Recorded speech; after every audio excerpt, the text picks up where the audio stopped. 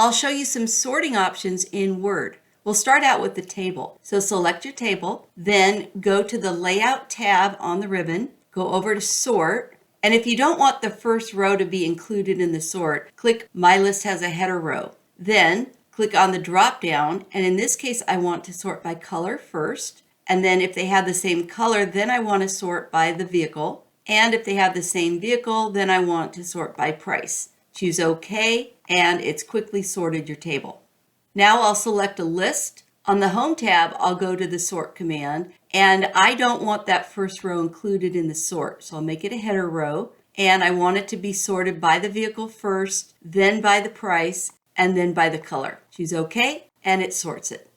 I'll select these paragraphs, go back to the Sort command on the Home tab, and I don't have any header row on this one. I'll choose Paragraphs, choose OK, and they're sorted.